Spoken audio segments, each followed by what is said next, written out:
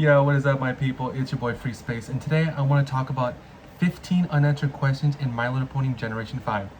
Now, if you know anything about My Little Pony G5, they have a lot of unanswered questions, and I do mean a lot. Like, they never really give an answer to anything, and today I want to go over the top 15. It was originally going to be top 10, but it didn't feel enough. And I wanted to do 20, but it just felt too much, so 15 just felt right in the middle. Okay, let's get started. First important question, well, first of all, these are not in any particular order, so important to least important, so it's just random, okay? I mean, not in random order.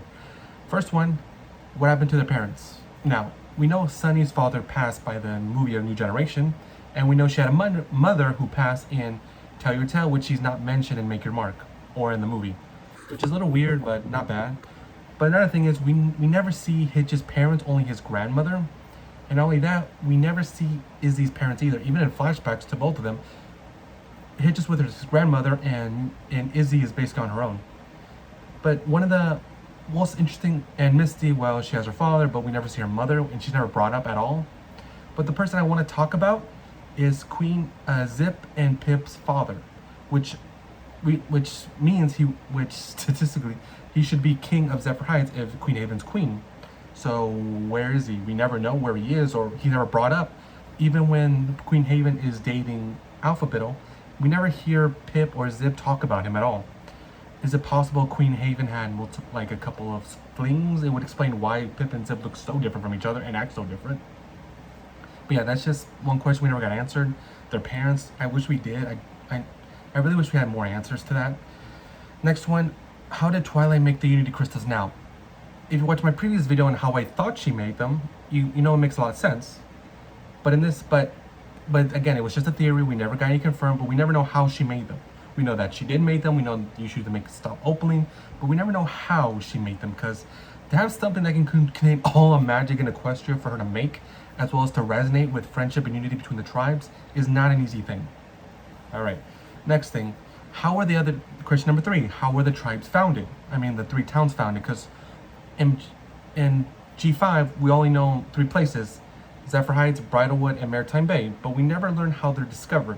I know there was this whole Christmas, there was a Christmas special in Make Your Mark where Pip and Zip sang on the past and how Zephyr Heights was founded, but it really barely touches upon in it. I really wish we had more information on how the towns were founded. It would have been very interesting episodes on how Maritime Bay was founded, how Bridlewood was founded, how Zephyr Heights was founded, because they seem very interesting places. I just wish we knew more about them. Number 4, where's Discord?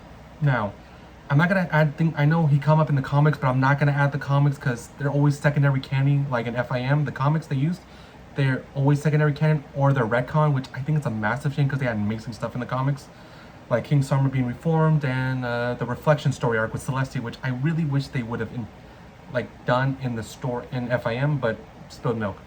But yeah, we never know what happens to Discord, so which is kind of a shame because I feel like he would have given a lot of answers to a lot of things, because he's immortal, of course. He's the Lord of Chaos. And honestly, I think it would have been it would have been cool to see how he looks in Make Your Mark or in FIM. Just wanted to see how he looked. But yeah, I'm not going to count the comics because we don't know if it's real. It's most likely secondary canon until it would actually show up in the show. So yeah, I'm not going to count it. Next thing. Number 5, what happened to the world's history in Equestria now? By the time in New Generation, MLP Generation 5, basically all the history of what Equestria used to be is just gone, destroyed, or just thought as fairy tale. Which is interesting, which they also barely have any information how the tribes separated out, or they never touch upon it, or barely even ever do, which is kind of a weird choice.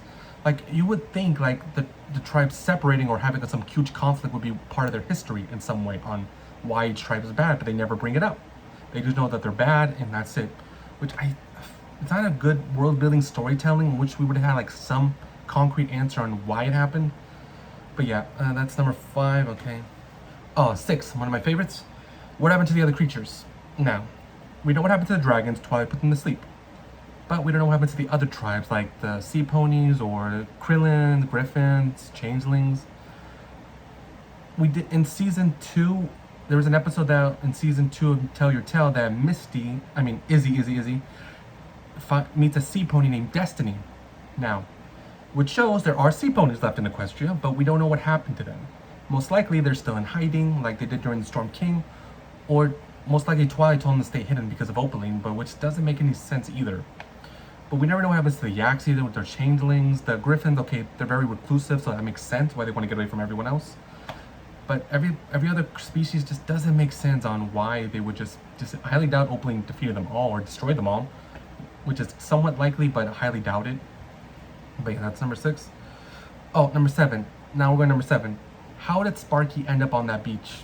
In the first episode of Make Your Mark, Hitch finds Sparky on the beach, or his egg on the beach, and he takes him in until he hatches. But we never know why he's there, or I can't recall why he's there. I could find, which is strange because it's obvious that he's an egg, but no one ever noticed it. Did they really think it was just a rock on the beach, a weird one? But highly doubt it, because it doesn't make sense. And I get why he was still an egg, because if Twilight put all the dragons to sleep, and that makes sense why Sparky still stayed as an egg. But like, why would he not be in the Dragonlance? Something happened? Did Opaline destroy his parents and he just washed up unsure when Twilight did the whole spell thing? We don't know, which is another massive shame. Let's see. Number 8, what I really want to get into, why Sunny isn't a full alicorn. Now, at the end of A New Generation, Sunny ascends, or partially ascends, that she can transform into an alicorn with glowing wings and a horn. But we never know why she's not a full alicorn. A theory people think is that magic isn't fully back yet, that's why she's not fully an alicorn, which makes sense. But it's just never confirmed or why they decided to do like this. I get why she can represent all the tribes, which makes sense why they would need another alicorn. But it still doesn't, like, it's kind of a weird choice. Like, I don't like it that much, but I get why. But it just still doesn't make sense. I just wish they would have made her full alicorn. That would have been so much more interesting to work with. I get she still struggled with her alicorn powers, but she could have done the same learning how to use a horn and her wings. It still would have been the same thing. Okay, number 9. Okay, this one I want to talk about. Did Twilight beat Opaline? Now, we know Twilight made the Unity Crystal to stop Opaline, but we never know if she actually beat her or if she beat her.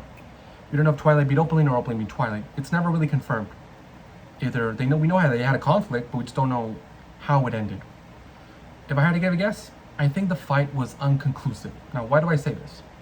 Because if Opaline beat Twilight, she would have gloated about it like a million times, knowing that she beat the great Twilight Sparkle. But she never does. She never brings it up. She mostly hates Sunny and Luna and Celestia, but she rarely talks about Twilight. If she did hate her, she would have, been more vengeful towards her rather than more than Sunny and Celestia, even though Sunny was the reason why she couldn't get the Unity Crystals.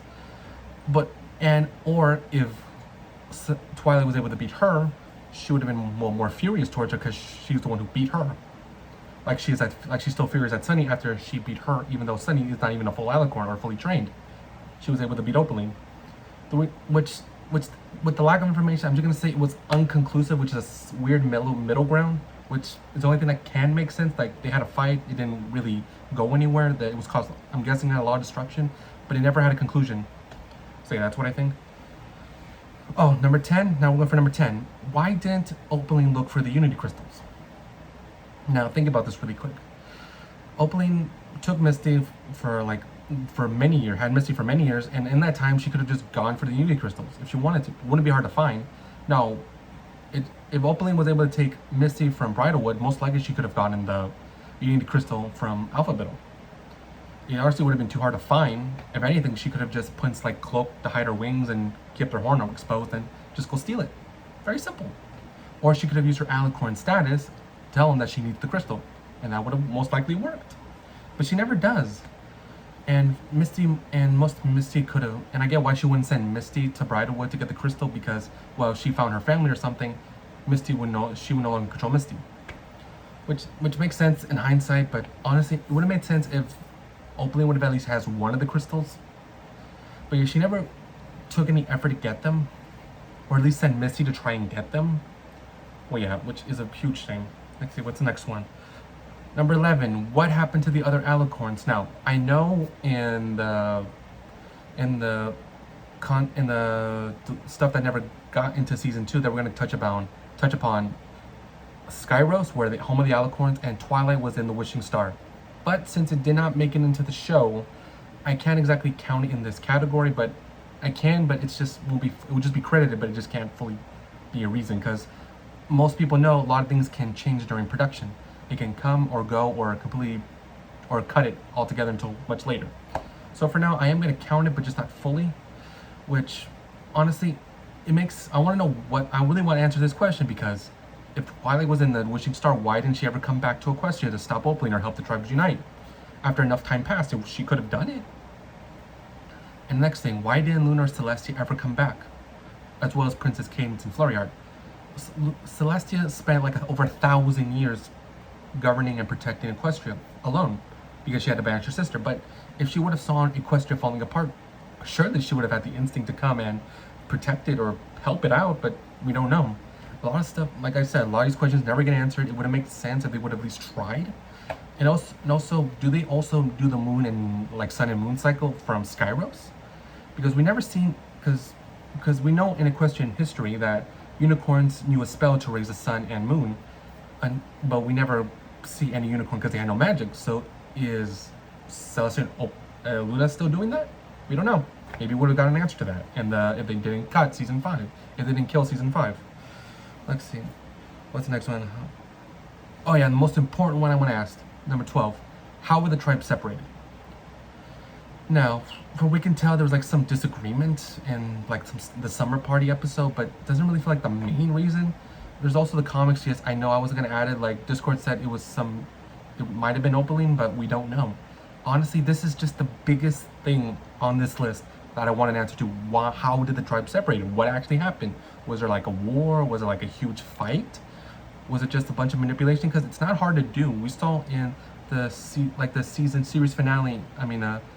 The ending of the end in FIM that Cozy Glow and Chrysalis were able to manipulate the tribes to manipulate everybody that not to distrust and to distrust each other. Which, yeah, it is possible, but honestly, it just feels like a flat reason. But I do wish we had a solid answer on how this happened. Because every time we're about to get an answer to it, they just cut off to it or don't give a full answer, which is annoying. It would have been good to establish this in the very first episode of Make Your Mark. This is what happened. This is how it happened. Twilight explained how it happened during when the Unity Crystals activated again, and we would have had the answer. We would have, okay, we know what happened. We know how it happened. We know why it happened. We're good. We can figure out how to stop it from happening again and how to stop Opaline. Boom. It would have been. I feel like it should have been a plot point. It should have been discussed a lot sooner. That's all I'm gonna say. Okay. Oh yeah, number 13. Well, see, this is more of a one I found some people wanted, like an unanswered, less popular question. Can the Unity Crystals be undone? Now, if Twilight was able to put all the magic in the Unity Crystals, can it just be back to normal like how it was in FIM? We don't know. Most likely, if Twilight would have returned, they could have asked if it was possible, because having those crystals are a big liability. Because in the comics, yes, again, back in the comics, it's secondary canon. Discord took the Pegasite crystal to try and bring back Fluttershy, but it doesn't work. So can it be undone? Honestly, I think it should be undone because I think the crystals serve their purpose to stop Opaline, to protect magic, to reunite the tribes. Even though they did bad at that part, I think they just did their job already. Then honestly, you can just destroy them, bring back magic normally, and it would be just fine. Number 14, one of the most curious ones. How did Opaline get her castle? Because when you look at it, did she actually made it? Opaline doesn't seem the type to actually like to do work. Some people think it might have been the castle in Canterlot or Canterlot Castle, or may have been the castle of the two sisters at one point, but we never know. It's big and grand and looks evil, but honestly, I wish we had an answer to this, how she got her castle. Because I think that would have just been a fun episode, honestly. Now, the last one, number 15. What happened to the other villains?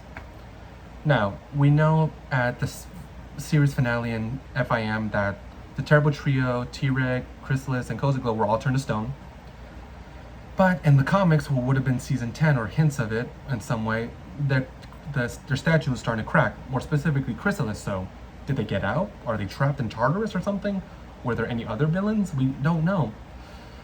Could King Samrev return? Yeah, because honestly, that guy still came back twice already. So yeah, we never got an answer to what happened to the villains. I highly doubt they were the only villains there. So yeah, those are my top 15 unanswered questions on My Little Pony Generation 5. If you have any more want me to talk about, please leave them in the comments below or anything. Please like and subscribe. It really helps the channel. We're halfway to 100 subscribers, and I am so grateful for y'all. So please keep liking, share, and subscribe, and I'll see you in the next time. Free Space out.